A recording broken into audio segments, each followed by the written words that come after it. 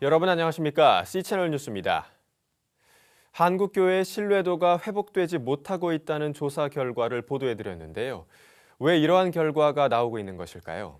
전문가들은 언행일치와 정직, 사랑실천 등 기독교인이 갖춰야 할 기본적인 삶의 태도가 미흡했기 때문이라고 분석했습니다. 양화수 기자의 보도입니다. 대한민국 국민 10명 중 2명만이 교회를 신뢰하고 있다는 최근 조사 결과는 실로 충격적인 일이 아닐 수 없습니다. 특히 이러한 현상이 지난 2010년의 조사 결과에 비해 별 차이가 없다는 점은 깊이 반성해야 할 일임에 분명한 것 같습니다. 그러면 왜 한국교회는 신뢰받지 못하고 있는 것일까? 이번 조사를 진행한 기독교윤리실천운동에 따르면 한국교회의 목회자와 교인들이 말과 행동에 있어 일치되지 못한 모습을 보여왔기 때문이라고 분석했습니다. 예수 그리스도의 가르침을 설교와 말로서는 외치고 있지만 정작 삶으로는 그러한 모습을 보이지 못했다는 겁니다. 특히 일부 목회자들의 횡령과 성추문, 권력욕과 이권 다툼, 교회 내의 폭력 사태 등 최근 나타나는 현상들은 교회 신뢰 하락의 직접적인 원인이 되고 있습니다. 자신들이 만나는 기독교인들을 만나봤을 때 그 사람들이 말과 행동이 일치가 되지 않기 때문에 사람들이 한국교회를 신뢰하지 못하겠다라고 대답한 게 아닌가 이렇게 생각되고요. 실추된 한국교회의 신뢰를 회복하기 위해 응답자 중에 절반가량은 윤리와 도덕성 회복이 가장 시급하다고 답했으며 구제와 봉사를 해야 한다는 응답이 그 다음으로 많았습니다. 주목할 점은 지난 2010년 조사에서는 구제와 봉사를 해야 한다는 응답자가 윤리와 도덕성 회복의 필요성을 언급한 이들보다 많았다는 점입니다. 즉 다시 말하면 우리 사회는 교회가 하는 구제와 봉사보다 교회 스스로의 자정이 더 시급히 요구된다고 보고 있는 겁니다. 구제와 봉사를 가장 많이 하고 있는 종교로 단연 개신교를 꼽았던 응답자들이 그럼에도 불구하고 천주교와 불교에 비해 교회를 믿을 수 없다고 응답한 것도 이러한 이유인 것으로 풀이됩니다. 방향을 좀 잡을 때가 되지 않았는가. 구제 수준 이상으로 더 우리들이 관심을 쏟고 나아가야 될 방향들이 이 한국 사회에 있어서 윤리와 도덕을 회복하는 문제지 않는가 이렇게 봅니다. 전문가들은 다른 어떠한 노력보다 기독교 윤리를 회복하려는 노력이 시급하다고 지적하고 있습니다. 먼저 교인들은 하나님과 사람들 앞에서 훌륭한 인격과 도덕성을 갖추고 말과 행동에 일관성을 가져야 한다고 조언합니다. 보이는 신자를 못 믿겠는데 보이지 않는 하나님을 어떻게 믿을 수 있느냐는 뼈아픈 지적을 귀담아 들어야 한다는 겁니다. 목회자들은 이미 드러난 잘못에 대한 회개와 반성, 그리고 신뢰 회복을 위한 권리 포기의 출발점에 서야 한다고 조언합니다. 특히 이번 조사에서 전체의 85.9%가 종교인 과세에 찬성한 것을 보듯 과세 문제에 대해 전향적 자세가 필요하다고 강조합니다. 이와 함께 교회의 민주적인 운영, 비기독교인이나 타종교인에 대한 열린 자세, 한국 사회 발전과 통합을 위한 노력, 그리고 연합기구에 대한 감독과 지원 강화 등을 한국교회 신뢰 회복을 위한 대안으로 제시했습니다. C채널 뉴스 양화수입니다. 대한예수교장로회 통합총회가 자신의 신체 일부를 기증해 이웃들에게 사랑을 나누기 위한 생명살림운동을 시작합니다. 통합총회는 전문단체들과 협약을 맺고 전국교회와 함께 3개월간 다양한 실천운동을 전개합니다. 이인찬 기자의 보도입니다. 2013년 5월 현재 장기 이식을 기다리는 환자는 2만 850여 명이나 되지만 이들 중 실제 장기 이식이 가능하려면 7대1의 경쟁을 거쳐야 합니다. 장기 이식을 받지 못하면 사망할 수 있는 환자와 가족들로서는 힘든 시간이 될 수밖에 없습니다. 다행히 질병관리본부에 등록된 장기기증 희망자는 10여 년 전보다 10배 이상 증가해 110만여 명을 넘어서며 가파른 증가세를 보이고 있습니다. 하지만 뇌사장기 기증자의 경우는 인구 100만 명당 7.5명에 불과하며 스페인 35명, 미국 26명, 프랑스 25명 등과 비교하면 턱없이 부족한 숫자입니다. 이런 가운데 대한예수교장로회 통합총회가 교단 차원에서 대대적으로 신체 일부를 기증해 온전한 사랑을 나누자며 생명살림운동 캠페인을 전국 65개 노회와 8,417개 교회와 함께 펼쳐가기로 해 관심입니다. 이를 위해 통합총회는 대한적십자 혈액관리본부와 사랑의 장기기증운동본부, 한국인체조직기증지원본부, 실로암 안과병원 등 전문 기관들과 양해각서를 체결하고 운동을 본격화하기로 했습니다. 통합총회 생명살림운동은 98회기 총회 그리스도인 사랑을 나누는 사람들의 주제사업 일환으로 사랑의 나눔 있는 곳에 하나님께서 계십니다를 슬로건 삼아 진행됩니다. 오늘 여러 단체가 이렇게 함께 협약을 맺고 또 기한회를 하게 된 것을 진심으로 감사하게 생각합니다. 우리 총회는 98회 총회 주제를 그리스도인 사랑을 나누는 사람들이라고 하는 주제를 정하고 이 주제에 맞게 앞으로 통합총회는 대한적십자사와 지역교회에서 정기 헌혈 사업을 펼치게 되며 사랑의 장기기증운동본부와는 장기기증 서약예배를 드릴 수 있도록 추진합니다. 한국인체조직기증지원본부와도 기증 캠페인을 전개하며 통합총회가 추천한 저소득층 환자에 대해 지원본부가 인체조직 이식제 등을 후원하게 됩니다. 실로암 안과병원과는 전국 농어촌 저시력자 500만 명, 시각장애인 25만 명의 무료 안과 진료와 실명 예방, 개안 수술 등 의료 선교 사역을 함께하게 됩니다.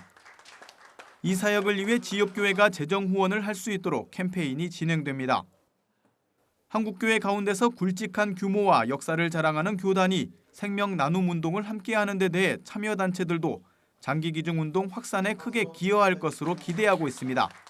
가장 영향력이 있는 통합측 교단과 이렇게 협약함으로써 8,400여 교회가 적어도 한 1년에 한 3분의 1은 참여를 해서 통합측 교단만으로도 한 100만 명을 받을 수 있는 그런 큰 기대를 가지고 있습니다. 한편 이번 통합총회의 생명살림운동 캠페인은 사순절 첫째 주일인 3월 9일부터 성령 강림주일인 6월 8일까지 3개월간 지속됩니다.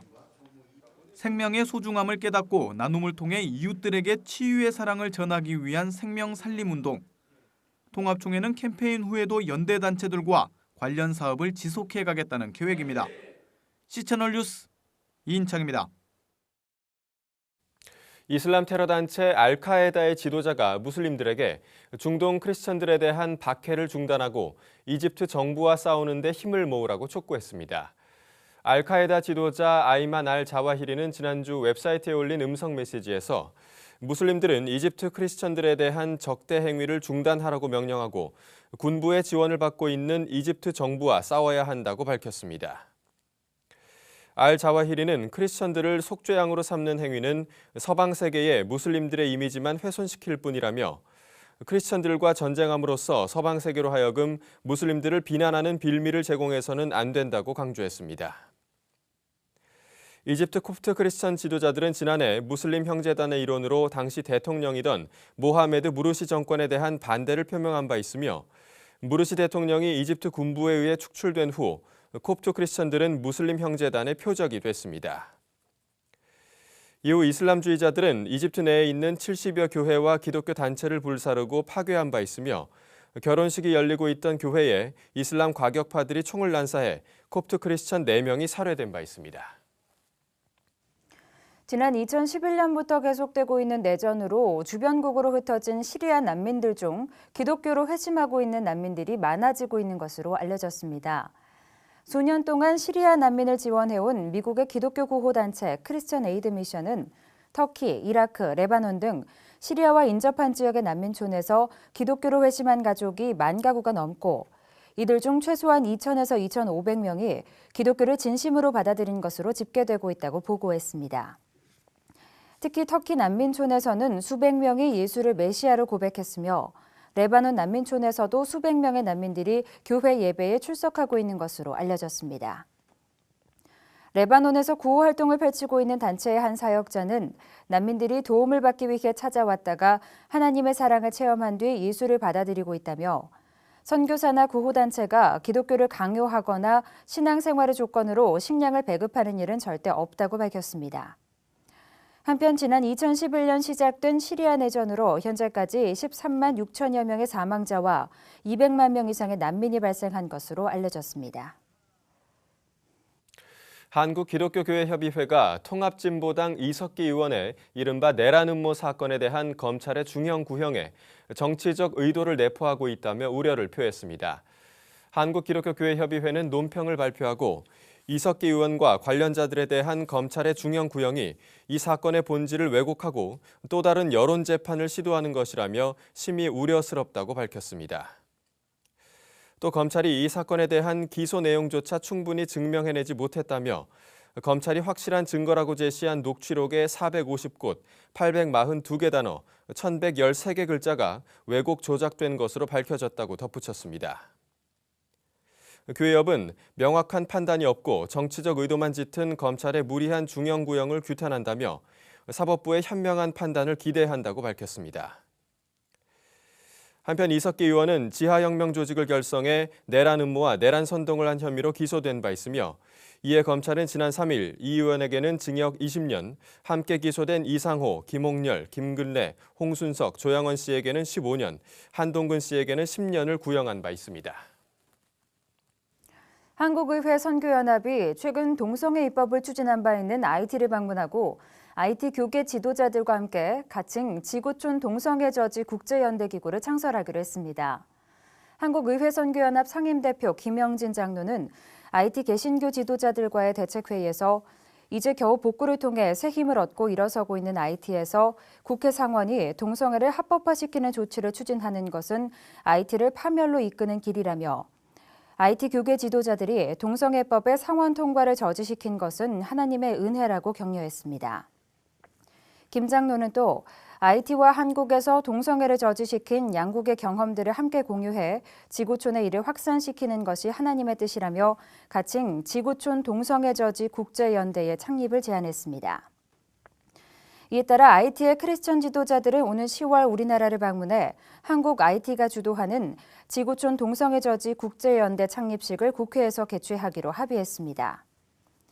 한편 한국 IT 양국 대표들은 오는 7월 IT의 대통령궁 광장에서 10만여 명의 대규모 부흥성회를 개최하고 5천여 명의 목회자와 정치계, 경제계, 학계, 시민사회 지도자가 참여하는 국제세미나를 개최할 예정입니다. 에스더 기도운동이 제11차 지저스아미 북한 구원 금식 성회를 개최하고 북한 인권법 제정과 차별금지법 철회를 촉구했습니다. 북한 동포를 살려주세요라는 주제로 지난 4일부터 8일까지 수원 흰돌산 수양관에서 진행되고 있는 이번 성회는 에스더 기도운동 이용희 대표를 비롯해 장신대 주선의 명예교수와 서울신대 박명수 교수, 이슬람권 사역자인 유해석 선교사 등이 강사로 참여했습니다. 에스더 기도운동 이용희 대표는 북한 주민의 인권 개선과 국회 계류 중인 북한 인권법 제정을 위해 기도하고 있다며 한국교회가 이 문제에 대해 더 깊은 관심을 가져야 한다고 강조했습니다. 이 대표는 이와 함께 최근 우리 사회에서 동성애에 대한 호감도가 늘고 있는 경향을 보이고 있어 우려된다며 특히 동성애를 옹호하는 차별금지법 제정은 반드시 막아야 한다고 강조했습니다. 참석자들은 7일간 금식하며 한국교회와 사회의 여러 문제를 두고 기도하고 있습니다.